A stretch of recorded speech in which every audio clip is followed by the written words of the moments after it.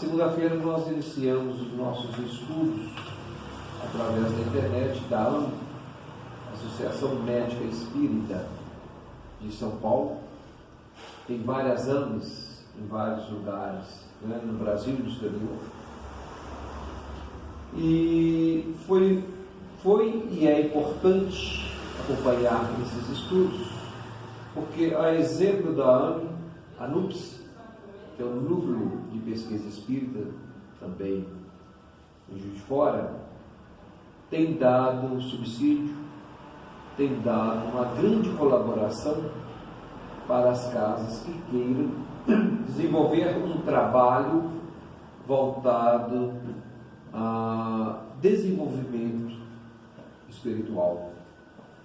Hoje, mais do que nunca, a classe médica, a classe da saúde, está buscando interagir o que é material com o que é espiritual.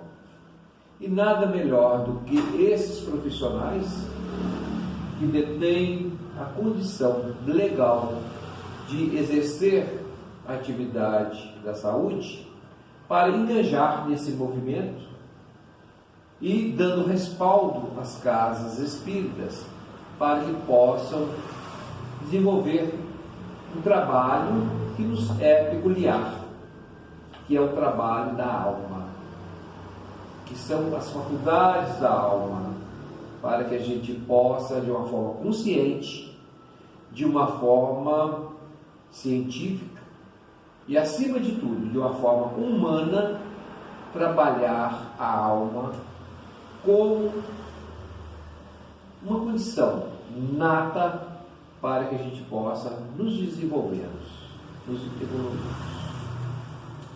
Bem, feito essas considerações, vamos lá. Hoje nós trouxemos aqui um texto para ser trabalhado de Joana de Ângeles. Joana de Ângeles é a mentora espiritual responsável pelas várias obras da psicologia espírita psicografada por Divaldo Franco. Então, Joana de Ângeles nos traz esse texto. Empenha-te ao máximo para tornar tua vida agradável a ti mesmo e aos outros. Se as pessoas que te cercam não concordarem com a tua opção de ser feliz, não te desencorações e sem qualquer agressão, continua gerando bem-estar. Ou seja, ela traz para nós uma conscientização de que a felicidade, ela deve e pode estar sempre presente na nossa existência, sem que para isso possamos nos desdobrarmos em situações além da nossa capacidade. Basta que nós possamos nos entender, nos ver como espíritos que somos, buscando sempre a compreensão, o entendimento, para que dentro desse princípio, dentro desse conceito básico, possamos gerar o bem-estar. A partir do momento que nós nos vemos como espíritos em crescimento, em espírito em desenvolvimento, e buscamos, ter uma vida agradável, é porque nós estamos buscando o verdadeiro sentido para a nossa existência. Estamos buscando sintonizar com a lei divina, com as leis naturais. Porque somente através dessa conexão é que nós vamos realmente ser pessoas mais felizes. No texto anterior da semana passada, nós trabalhamos em ofensa ao corpo físico. A parte espiritual fica assistindo tudo isso de camarote, esperando uma oportunidade para manifestar-se, já que pelas energias sutis que lhes são peculiares, não pode fazer parte desse círculo que se tornou a vida moderna, dita altamente tecnológica e científica. O que nós vemos aqui, nesse texto, é que o corpo físico, ele tem que estar junto, trabalhando junto com o nosso corpo espiritual. Não adianta nós buscarmos deixar que o corpo físico se presente como um ser de alto comando, ainda que ele tenha a sua vida própria dentro do seu princípio biológico, né?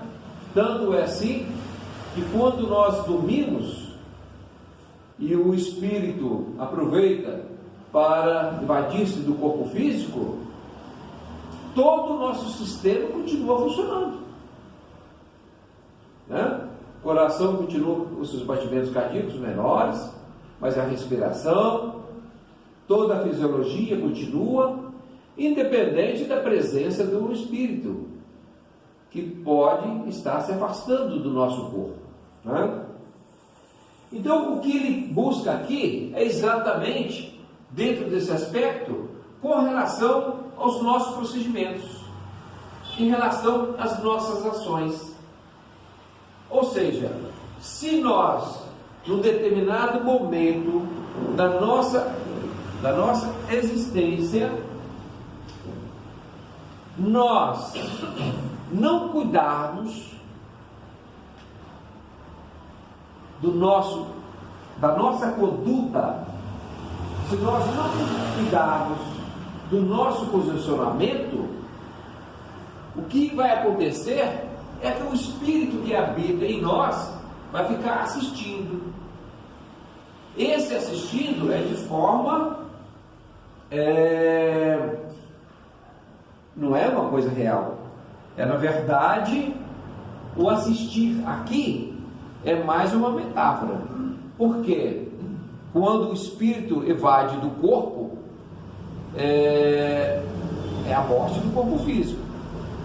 Aqui, o que ele quer dizer é que nós devemos permanecer sempre em vigilância em relação aos nossos atos, em relação aos nossos comportamentos, porque seria como o espírito ficar assistindo o que acontece conosco dentro de uma arena de desenvolvimento, sem que nós possamos verdadeiramente motivar o espírito, esse crescimento, esse desenvolvimento.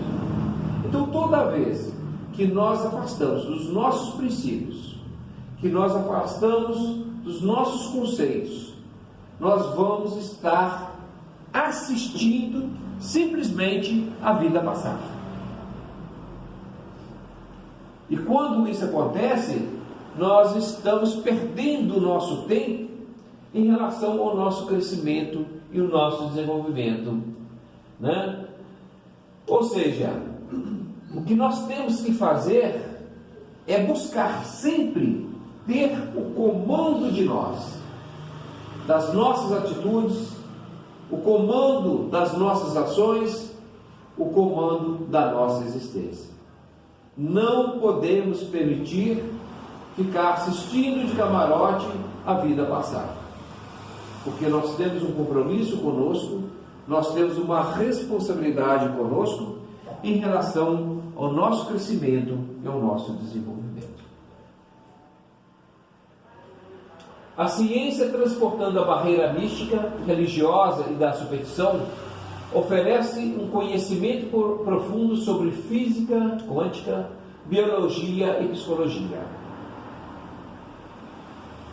A exemplo do que nós falamos aqui, quando nós começamos os nossos estudos, nós temos que estar sintonizados com os setores de desenvolvimento, de pesquisa, de evolução tecnológica, para que a gente possa cada vez mais nos posicionarmos como uma entidade, como uma instituição capaz de absorver a tecnologia, absorver a ciência como no todo, separar aquilo que seja benéfico para nós e procurar introduzir dentro do nosso trabalho esses princípios, esses conceitos, que podem estar dentro da física quântica, dentro da biologia, dentro da psicologia, dentro da neurociência, não importa em qual ciência esteja.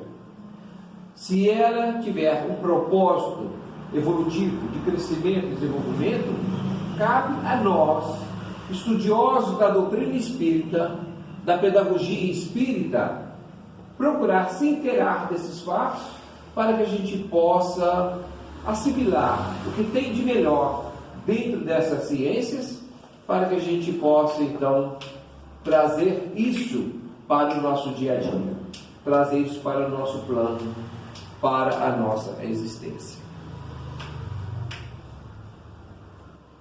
Cada um é livre para utilizar dessas informações como quiserem, sem degraus ou sem fórmulas. Ou seja, as ciências, não importa a sua área, está aí para nos demonstrar fatos e coisas que são importantes para nós. Aquilo que nós entendemos que vale a pena nós aplicarmos no nosso dia a dia, nós vamos aplicar, nós vamos adotar.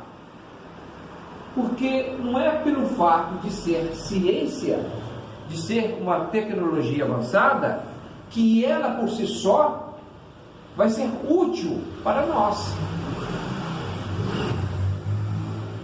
O veneno de uma cobra pode salvar vidas, como também pode matar. Quando nós trazemos isso para a tecnologia, quando nós estamos com o celular, ele pode ser altamente benéfico quando utilizamos de forma útil e de uma forma agradável. Como também ele pode ser um veneno em nossas mãos. Então não é a tecnologia em si que é ruim, é a forma como nós empregamos e adotamos a ciência e a tecnologia. Então essa separação nós temos que estar atentos exatamente para que a gente não se deixe influenciar por tudo que nós vemos no nosso dia a dia. Porque na ânsia de vender, na ânsia do consumismo, a toda hora nós somos bombardeados com informações, com imposições, de forma sutil e muitas vezes subliminares, fazendo com que a gente adquira, ou consuma, ou tenha maus hábitos em determinadas coisas que nos é totalmente nocivos. A exemplo que nós já falamos aqui do micro-ondas, é uma coisa prática, mas do ponto de vista da saúde, dos alimentos,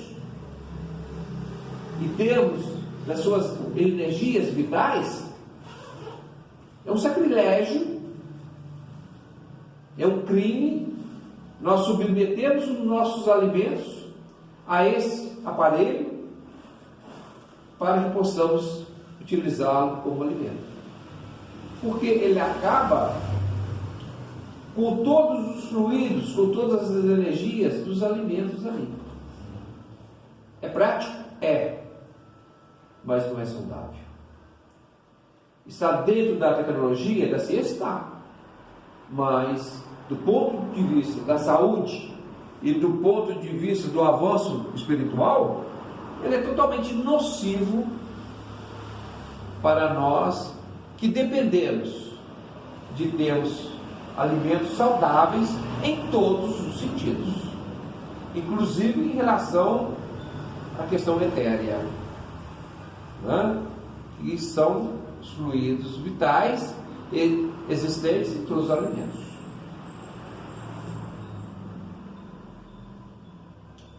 Fórmula ou degraus nós não temos. Cada um de nós tem que buscar de per si construir a sua fórmula de bem viver.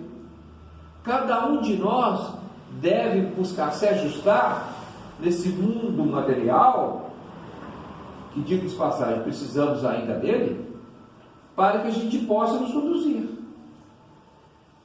Não existe uma fórmula pronta, acabada, de como deve seguir a sua existência. Porque cada um de nós, em função da individualidade, cada um de nós temos o nosso momento. O nosso momento de despertar, o nosso momento de enxergar as dificuldades e o momento de olhar para dentro de nós. Então, partindo do princípio que nós somos almas, que nós somos espíritos em crescimento e desenvolvimento, que cada um de nós está num patamar, não adianta nós criarmos fórmulas prontas e nem fazermos comparações em relação a quem quer que seja. Todos nós temos que estar no nosso patamar que precisamos estar. Temos que ter a nossa fórmula de conduzir a nossa existência. O máximo que nós podemos fazer é perceber aquilo que está dando certo e procurar seguir. Aquilo que não está, procurar refazer. Recomeçando novamente. Recomeçar também é um ato de inteligência. Recomeçar é um ato de esperança, de crescimento e desenvolvimento. Conduzir a vida é muito pessoal. Deriva da necessidade e vontade de cada um. Por mais que nós queiramos que as pessoas que estejam conosco, estejam ao nosso lado, cresça, desenvolva, evolua, se ela não tiver no ponto, se ela não tiver despertado para isso, vai ser muito difícil despertar quem quer que seja. A natureza não dá saltos e as frutas amadurecem no seu tempo certo.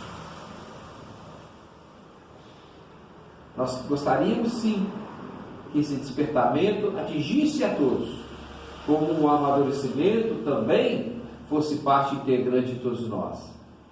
Mas, como isso não é possível, nós temos que aprender a aceitar, a respeitar e a conviver com essas situações, para que a gente possa, no momento certo, estar ajudando aquelas pessoas a se encontrarem.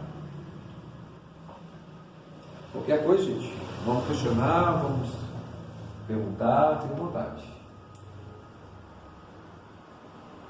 O papel da ciência não é de imposição, mas de alerta. E o que fazer com esses conhecimentos é decisão de cada um de forma individualizada. Amai-vos e instruí-vos. Isso nós vimos lá atrás, o Espírito da Verdade nos alertando. Amai-vos e instruí-vos. Para que através da instrução possamos alavancar o nosso crescimento e o nosso desenvolvimento. Né? A ciência está aí, cada vez mais buscando atingir todos os campos. Ela vem como a luz, ela vem como a verdade, hoje. Né? Ela não deve ser vista como oposição, ela deve ser vista como uma aliada. Né? Mas ela serve de alerta, porque não adianta nós tentarmos tampar o sol com a peneira. Não adianta nós fixarmos em pontos obscuros, quando a ciência já clareou esse ponto. Então o que nós temos que fazer é verificar, né, se o que a ciência hoje me demonstra, qual ou o que e de que forma isso pode ser útil para mim. O que eu posso aproveitar desse conhecimento para que eu possa avançar e crescer, para que eu não fique estagnado. Agora, o que eu faço com esse conhecimento, cabe a cada um de nós utilizá-lo de forma que a gente possa aproveitá-lo bem. Porque tem determinados fatos ou descobertas mesmo científicas que para uns fazem um grande sentido, para outros não diz nada. Se ele ainda não atingiu aquele patamar, se ele ainda não atingiu aquela capacidade de ter a percepção, para ele não vai dizer nada, absolutamente nada, né? Mas a ciência é, sem dúvida alguma, uma grande aliada de todos nós para que a gente possa continuar desenvolvendo e crescendo. Mudar ou não mudar a nossa forma, a nossa conduta de vida é uma opção muito pessoal, né? Escolher o que mudar é outra questão. O que eu quero, o que eu posso, o que eu devo mudar em mim. Não adianta eu chegar para quem quer que seja e falar: fulano, você deve parar de beber, fulano, você deve parar de fumar, isso não te faz bem. Ah, não, mas eu só bebo e fumo quando eu estou triste, ou quando estou numa situação difícil, ou quando eu não estou deprimido, né? E aí? É o tempo dele. Ele pensa dessa forma, né? Ele busca uma válvula de escape. Só que muitas vezes não é essa a válvula de escape. Se ele entender e compreender um pouquinho melhor sobre o que ocorre quando o indivíduo bebe ou fuma, possivelmente ele vai buscar outra alternativa. Mas para isso, ele terá que entender o que pode ocasionar a bebida, não só no aspecto físico, como também no aspecto psicológico, neurológico, né? Afetivo, emocional. Então a opção vai ser de quem? Do indivíduo. Ele que vai ter que ver o que vai ser melhor para ele. Nós sabemos, ou pelo menos devemos saber o que é melhor para nós. Agora, para o outro, por mais que queiramos, a decisão vai ser sempre dele, né? É uma decisão do livre-arbítrio. Mudar. Em que momento? Vou mudar agora ou vou esperar mais um pouco? Eu só vou poder atender o lado espiritual quando eu estiver resolvido todas as minhas questões financeiras, toda a minha questão de ordem material, quando eu já estiver aposentado, quando eu já estiver numa situação tranquila, é que eu vou me envolver com essa questão espiritual. Ele está certo? Sim. De repente esteja, ou talvez não. Talvez não dê tempo dele chegar lá, né? Então cabe a cada um de nós avaliarmos o que eu quero para a minha vida, o que eu quero para a minha existência, até onde eu estou disposto a empregar os esforços para o meu crescimento e para o meu desenvolvimento.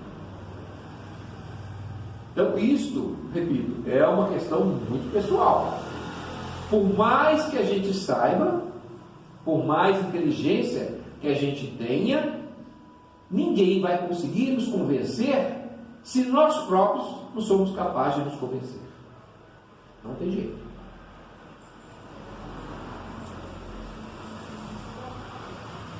A reforma no começo pode ser bastante sofrida pelo que aprendemos a ter e não em ser. Aí, né, já houve uma opção. A pessoa vai optar em não mais em ter, mas em ser. O que eu quero ser? Eu quero ser uma pessoa que tenha paz, que tenha um equilíbrio, que tenha uma serenidade, que tenha um ajustamento de conduta, que me leve essa paz interior, a ter essa felicidade. O ter vai me atrapalhar? Depende. Se eu tiver consciência em relação a ter, não. Por quê? Nós ainda estamos no mundo material. E como estar no mundo material, nós precisamos ainda da matéria, precisamos de dinheiro, precisamos de um certo conforto, precisamos de segurança, tudo isso. Então o problema, repito, não é em ter, é saber o ter até onde ele está inserido na minha existência. É exemplo do celular. O celular é bom, é útil? É, desde que eu empregue com raciocínio lógico, desde que eu empregue sem que ele me traga nenhum vício. Se ter passa a ser um vício, aí ser vai ficar muito difícil. Por quê? Quando nós viciamos a ter coisas materiais, acumular bens, nós não temos mais limites. Nós não temos mais limites. E por mais que tenhamos, sempre vamos achar que não temos o suficiente. E aí nós vamos criar uma situação de dependência muito grande. Mesmo porque é muito difícil perguntar a cada um de nós o que eu preciso ter para que eu possa me sentir tranquilo, para que eu possa sentir-me seguro em relação ao presente, em relação ao futuro. É uma pergunta e uma resposta difícil. A pergunta até que é fácil, a resposta que é difícil, né? Mas cabe a cada um de nós idealizar isso aqui, né? Uma coisa é certa: quando o ter sobrepõe o ser, dificilmente nós vamos ter um sentimento de paz. Sempre nós haveremos de questionar alguma coisa no nosso eu que nos incomoda e que nos faz infeliz. Porque se o ter na sua plenitude trouxesse o equilíbrio, a paz, a satisfação, dificilmente nós iríamos presenciar pessoas de posse cometendo suicídio, pessoa de posse estando com depressão, pessoas de posse estando em desequilíbrio psíquico. Então não é o ter, falta alguma coisa aqui. Enquanto que, quando você trabalha o ser, todas essas questões aqui ficam muito mais fáceis de serem resolvidas, né?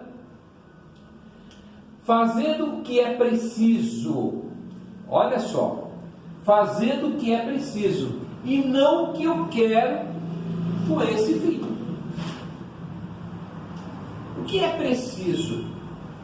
Muitas vezes, para que eu me habilite a ser, eu vou ter que impor alguma coisa aqui, fazendo o que é preciso e não o que eu quero. Eu quero acumular fortuna, mas eu não quero, eu não posso fazer isso. O que eu preciso fazer? Eu preciso conciliar ter e ser.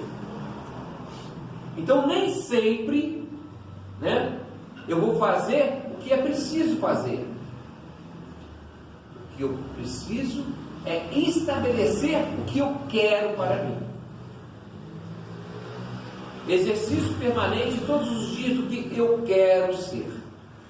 Veja só, nós já trabalhamos isso aqui também.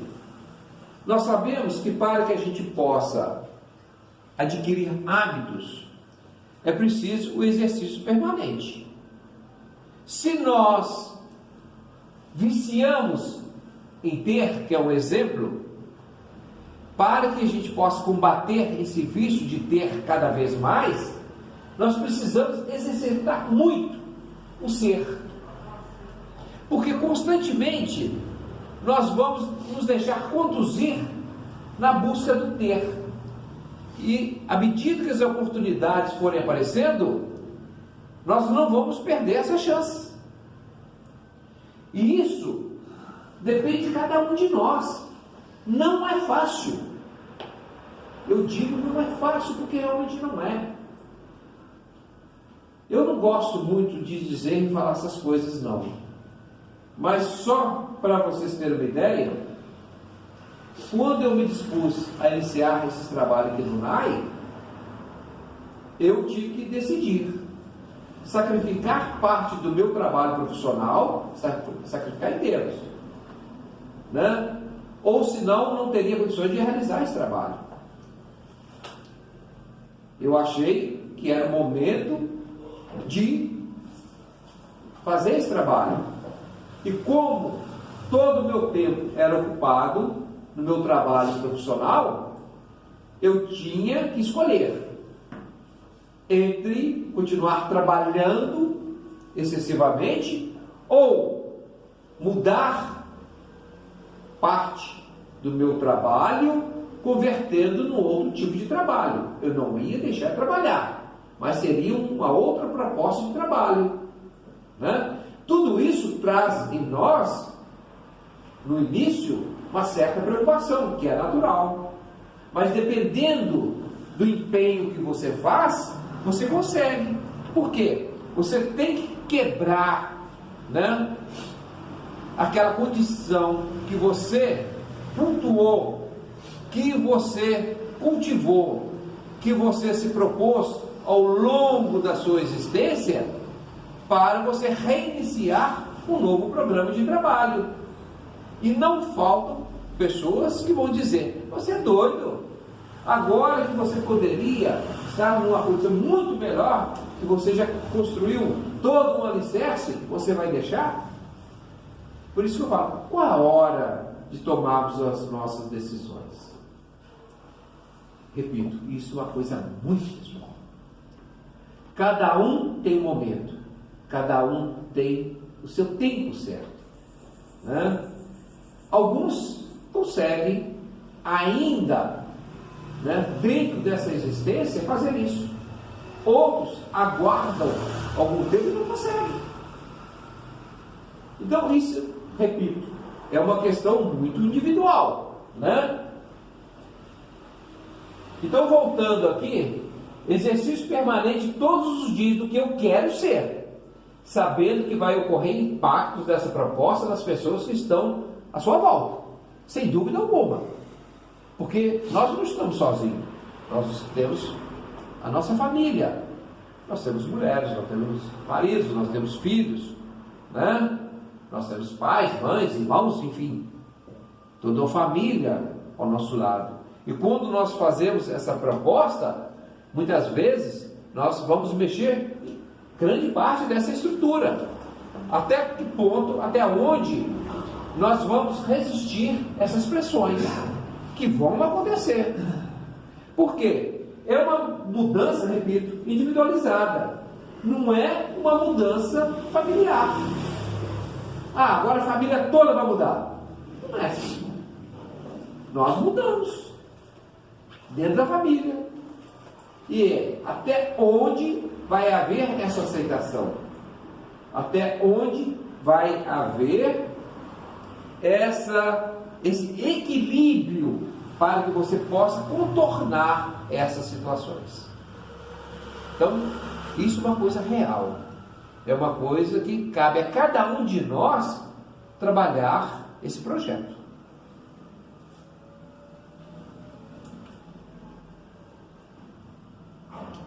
Se eu descobrir que na minha vida está tudo errado por causa dos comportamentos que recebi da minha família, sociedade, relacionamentos, e eu não acredito neles, é a minha mente consciente do pensamento que afirma, e este não se traduz em programação do subconsciente de forma imediata. Nós recebemos, durante toda a nossa existência, um impacto muito grande, né? Educacional, um impacto muito grande em relação à nossa família, em relação à sociedade, aos nossos relacionamentos, né? E aí, chega um determinado momento que eu tenho que questionar. E aí? É isso mesmo? Está tudo isso certo? Porque não é pelo fato de termos recebido na nossa família uma educação, quer dizer que ela está 100% certa. Que muitas vezes nós temos nessa família uma educação que não é com tanto equilíbrio, né? Uma educação com pressão, uma educação que foge dos conceitos normais. Mas se eu acostumo e acredito, tudo bem. Mas se chegar um momento que eu falo, não é bem assim. Por mais que eu tenha sido educado dessa forma, eu posso melhorar. Não é porque eu recebi essa educação que eu não possa melhorar. Aliás, todos nós temos que buscar melhorar sim. Porque da mesma forma que hoje nós somos pais, ontem nós somos filhos, né? Os nossos pais também não tinham essa percepção, essa condição que hoje nós temos. Como os nossos filhos, amanhã terão muito mais do que nós temos hoje.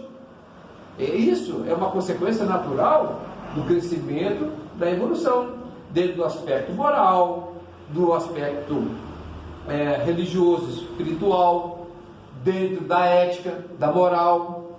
A tendência é evoluir e buscar um crescimento maior, né? Mas nem sempre dentro da nossa família nós vamos encontrar tudo isso. Então vai chegar um momento que nós temos que voar, nós temos que buscar o nosso desprendimento e buscar o que é melhor para nós. Da mesma forma, vivemos dentro de uma sociedade que muitas vezes não é exatamente aquilo que a gente quer. Eu vou permanecer fiel aos conceitos, aos princípios daquela sociedade? Não. Dentro daquilo que eu entendo que para mim seja correto, verdade, eu vou buscar a minha transformação. Dentro dos meus relacionamentos também. Até onde é importante esse relacionamento que não me faz bem. Eu vou ter que buscar um relacionamento que me traz um equilíbrio, que me traz uma paz, que me traz uma satisfação, um crescimento, né? Quando eu quero mudar, eu preciso trabalhar minha mente. Porque não basta só eu querer. Porque, na verdade, já existe toda uma programação na minha mente em relação a tudo isso que eu fazia, a tudo isso que eu aceitava, a tudo isso que eu comungava como sendo correto. Se eu quero mudar, obrigatoriamente eu tenho que fazer uma reprogramação. Eu tenho que fazer uma reprogramação aonde? No meu subconsciente. Não adianta eu trabalhar no meu consciente. No meu consciente, eu vou tomar a iniciativa de fazer a mudança, mas a mudança efetiva vai ocorrer no meu subconsciente. É ali que está a chave de todas as nossas mudanças.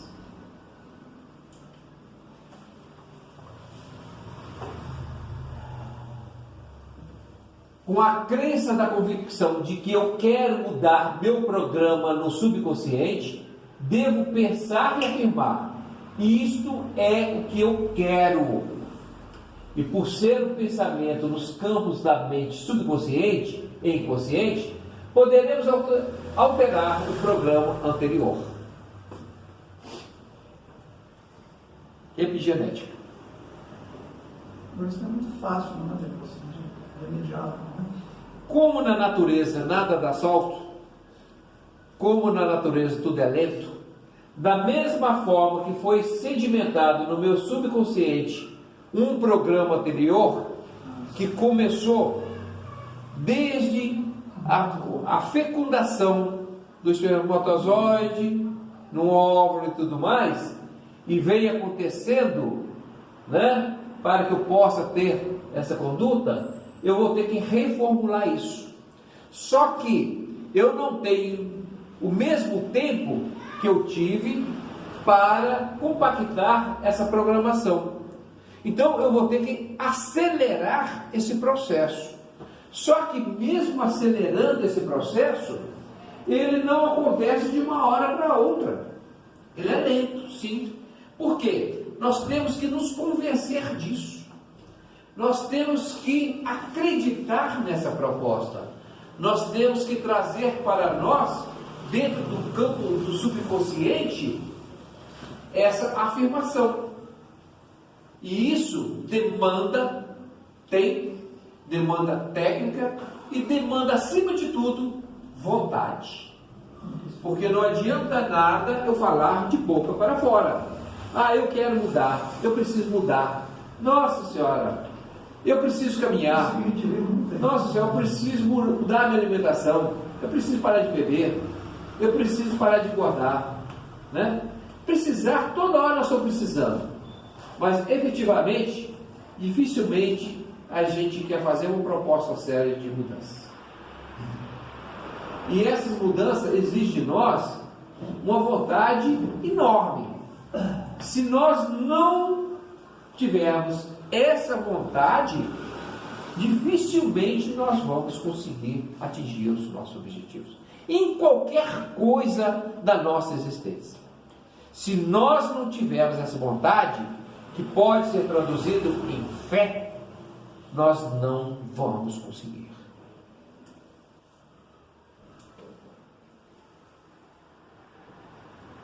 A mente consciente é você, somos nós. Seus desejos e vontade, que funcionam apenas 5% do tempo.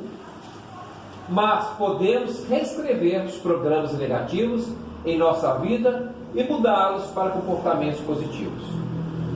Quando, algum tempo atrás, falava-se muito, olha, nós utilizamos apenas 5% da nossa mente, da nossa inteligência, mas na verdade, o que nós queríamos nos referir é que 5%, no máximo 10%, nós ficamos dentro do estado de vigília, dentro do estado da consciência. O mais, nós estamos no subconsciente. E como 5% é muito pouco para o convencimento, nós temos que ter uma proposta firme nessas mudanças para que a gente possa vencer esse impacto. E aí nós vamos ver que 95% do nosso tempo do dia a dia, o risco de sabotagem dos programas positivos é grande. Por quê? Como nós ficamos 5% e 95% fica às escondidas no subconsciente, qualquer coisa serve para sabotar esse programa e fazer com que não dê certo. Por isso que você falou que é difícil. É muito difícil, sim. Não é impossível, mas difícil é, né? Mas seus programas positivos executados no inconsciente e subconsciente pode levá-los a obter bons resultados de fixação destes programas. Desde o momento que eu entenda isso, que eu sei que eu vou trabalhar com os sabotadores, e quem vai estar me sabotando? Eu mesmo. Com a minha preguiça, com meus vícios, com o não querer, com a minha acomodação, com a minha zona de conforto, né? Com o meu ter. E são muitos sabotadores. Quem mais poderia dizer aí do que nós relacionamos? Tem mais algum outro sabotador aí? Burrice. Falta de vontade. Então são muitos sabotadores. Faz com que a gente não desenvolva isso em nós, né? E aí fica tudo muito mais difícil. Porque à medida que a gente não trabalha isso com afinco, com vontade, com fé, dificilmente nós vamos ter bons resultados. para desprogramar ou reprogramar a mente subconsciente é um processo longo, como nós já dissemos. Hoje sabemos que a percepção do consciente e o subconsciente são entidades separadas, totalmente distintas. E antes pensávamos que eles eram só. Hoje não. Hoje nós sabemos que a mente subconsciente, né, e a mente consciente são totalmente separadas, né? Um exemplo, imaginamos que para parar de fumar era uma questão de consciência. Ah, fulano não tem consciência. Se tiver consciência do mal que faz o cigarro, a bebida ou a droga, ele não usaria. Por que ele continua usando então? Ele não é inteligente. O que faz ele continuar a usar? Exatamente essa sabotagem. Por quê? Ele não se conscientizou de que ele, como espírito, né, deverá passar por todas essas dificuldades e superá-las. E nós podemos fazer isso. E nós temos condições de fazer isso. Quando a gente quer. Quando a gente acredita. Só que o primeiro passo é querer acreditar. E o segundo e o terceiro é buscar exatamente aplicar na prática como fazê-lo para obter sucesso. Porque senão nós vamos continuar rateando do mesmo jeito. Porque saber que faz mal nós sabemos, né? E isso se aplica a tudo. A vício da mentira, o orgulho, a vaidade, né? Enfim, todas essas questões que nós sabemos que a gente procura melhorar, e quando se fala em reforma íntima, é exatamente procurar trabalhar tudo isso em nós. Por isso que nós trabalhamos aqui o campo da pedagogia espírita, porque o campo da pedagogia espírita, ele é abrangente, ele é holístico, ele trabalha isso de uma forma geral. Não adianta nós trabalharmos só com segmentos, só áreas isoladas. Temos que trabalhar o todo, temos que trabalhar com o ser integral, temos que trabalhar o físico, o corpo físico, temos que trabalhar o perispírito e temos que trabalhar o espírito.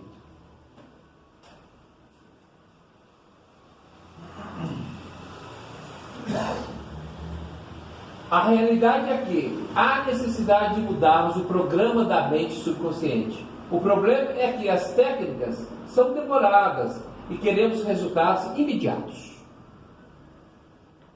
Temos de repetir um novo comportamento o tempo todo com exercício de fixação. É quase que reensinar uma criança. Nós vamos tornar a ser crianças novamente, para que, pelo exercício contínuo e permanente desse ensinamento que nós vamos dar a nós mesmos, para que a gente possa fazer essa reprogramação. Repito, é difícil. Não é fácil, nós sabemos disso. Mas, quando conseguimos, quando nós sentimos e vemos o resultado, a satisfação também é enorme, a alegria também é enorme, e nada tira isso de nós. É uma alegria imensa, imensurável, quando nas mínimas coisas a gente consegue atingir o nosso objetivo. Por isso que quando nós vamos propor transformações, vamos começar pequenininho, movendo pedras pequenininhas, para que a gente habitue a trabalhar em nós. Porque se a gente consegue, com habilidade, com amor, com carinho, com perdão, acima de tudo, com a fé, a mover pequenas pedras que estão no nosso caminho, não tenha dúvida que amanhã nós vamos remover montanhas. Mas vamos começar o exercício das pequenininhas. Porque nós não temos ainda a técnica, a habilidade, nós não temos ainda o amadurecimento para buscarmos atingir lá em cima. Nós devemos começar com humildade. O que eu posso conseguir? Ah, mas fulano conseguiu. Voltamos a repetir. Ninguém é igual a ninguém. A individualidade é um fator limitante para todos nós. Não quer dizer que fulano conseguiu, que eu vou conseguir. O que eu posso é ver qual é o meu potencial, qual é a minha capacidade, o que eu posso fazer dentro da minha capacidade, olhando de uma forma séria, de uma forma honesta, deixando a preguiça de lado, deixando muitas vezes a transformação interior tomar conta dessa nova proposta. Porque se eu for olhar a minha preguiça, se eu for olhar a falta de esforço, a falta de vontade, eu vou continuar fazendo exatamente tudo que eu fazia. Porque somente com esforço é que a gente muda. Somente com vontade que a gente muda. Não adianta ninguém chegar perto de quem quer ser e falar: fulano, você precisa mudar. Porque ele não vai mudar enquanto ele não sentir-se em condições de mudar. Por isso que muitas vezes os relacionamentos dão errados, em grande maioria, é porque as pessoas pensam: ah, depois que casar, tanto o homem ou a mulher, ele vai mudar. Ele vai mudar se quiser. Ela vai mudar se ela quiser. Porque se não quiser, não vai mudar mesmo. E a gente sabe disso. Né? Só que a gente acredita. Então, a mudança é interior. Nós não podemos trabalhar a mudança nos outros, mas podemos trabalhar a mudança em nós mesmos.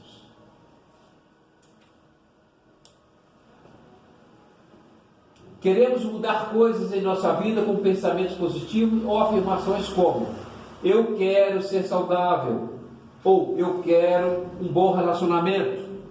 Mas para a maioria das pessoas ainda não funciona, porque eles pensam frustrados. Eles pensam de boca para fora. Eles não têm ainda essa convicção. Eles não sabem dos sabotadores. Eles não sabem do subconsciente. Se os pensamentos positivos vão trabalhar para os outros, por que não vão trabalhar para mim? Não adianta eu querer aconselhar quem quer que seja, se muitas vezes aquele aconselho para mim, eu não surge efeito nenhum. Porque aconselhar, nós aconselhamos sempre. Só que muitas vezes aconselhamos os outros e aquilo não serve para nós. Isso é muito comum. Né? Fulano, para de fazer isso. Fulano, para de fazer aquilo. E muitas vezes nós não paramos. O problema é que os pensamentos positivos vêm da mente consciente e esta atua só 5% do dia, como nós falamos. Então aí nós levamos uma desvantagem muito grande. Por quê? Nós vamos trabalhar dentro de uma realidade onde a gente acha e entende que é capaz, trabalhando somente o nosso consciente. E não é. Ocorre que a mente subconsciente está trabalhando 95% do dia, então nós temos uma vida onde 5% do tempo nós temos pensamentos positivos, e se temos o subconsciente programado com ideias contrárias ao que queremos manifestar, conscientemente o desequilíbrio entre o que queremos e o que gravamos no subconsciente é enorme. Ou seja, aí fica um descompasso muito grande. Se eu tenho 5% e 95% contra, eu tenho que inverter esse jogo. Como eu vou inverter esse jogo? O primeiro passo é saber da existência desses números aqui. e sabendo como que eu posso trabalhar isso. E toda vez que eu cair naquela de que eu não estou conseguindo, eu tenho que me questionar: por que eu não estou conseguindo? O que está me sabotando? O que eu estou fazendo para me sabotar? E aí eu tenho que ser incisivo em relação a essa nova proposta de mudança. Reforma íntima não é fácil. Reforma íntima é uma coisa lenta. Reforma íntima são para poucos. Nós sabemos disso. Mas nada impede de nós sermos essa minoria, se nós fizermos. Porque não dependemos de ninguém. Nem dos nossos familiares, nem da nossa sociedade, nem do nosso trabalho. Depende só do ser que está dentro do nosso corpo. Depende só desse ser. Qual é a proposta de crescimento e de evolução? O que eu quero verdadeiramente para mim, enquanto espírito que sou? Eu quero as facilidades do mundo material, ou eu quero as facilidades do mundo material para eu crescer no meu mundo espiritual? É diferente. Eu posso utilizar tudo isso que eu tenho aqui em termos de matéria, a exemplo do meu corpo, para eu melhorar o meu espírito. Não posso? O que me impede de fazer? A ignorância? A não aceitação? E não acreditar que eu seja um espírito. Que eu seja uma alma em crescimento e desenvolvimento. Se eu não acredito na existência da alma, na individualidade da alma, se eu não acredito na reencarnação, na lei de causa e efeito, se eu não acredito nas leis divinas, nada disso faz sentido. Porque eu não vou me situar dentro da matéria, utilizando para o meu crescimento espiritual. Eu vou ficar eternamente envolvido na matéria. E com isso nós chegamos ao fim. Agradecemos a todos